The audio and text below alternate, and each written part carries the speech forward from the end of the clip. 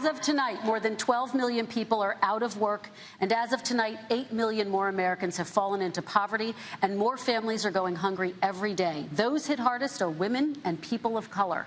They see Washington fighting over a relief bill.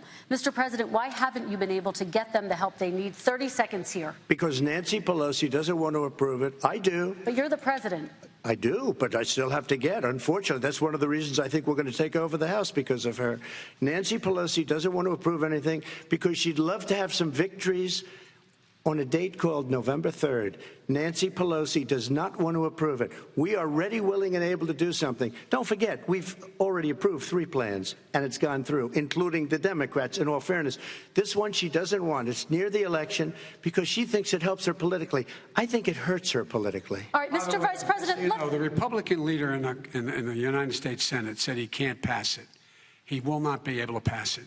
He does not have Republican votes. Why isn't he talking to his Republican friends? Let me follow up with you, Vice President. If we made a deal, Biden, because let me ask Vice President Biden a question. You are the leader of the Democratic Party. Why have you not pushed the Democrats to get a deal for the American people? Well, I have, and they have pushed it. Look, they passed this act all the way back in the beginning of the summer. This is like it's not new. It's been out there. This HEROES Act has been sitting there. And look at what's happening.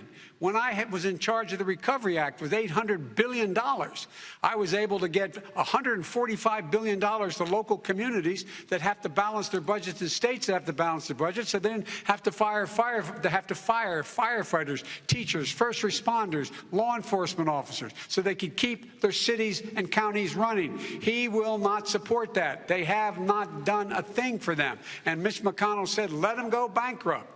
Let them go bankrupt. Come on.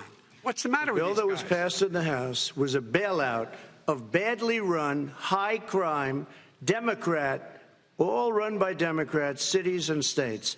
It was a way of getting a lot of money, billions and billions of dollars to these states. It was also a way of getting a lot of money from our people's pockets to people that come into our country illegally.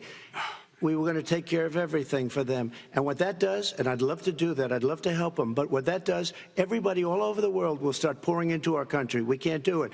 This was a way of taking care of them. This was a way of spending on things that had nothing to do with COVID, as per your question. But it was really a big bailout for badly run Democrat cities and states. All right, if I get elected, I'm running as a proud Democrat, but I'm going to be an American president. I don't see red states and blue states.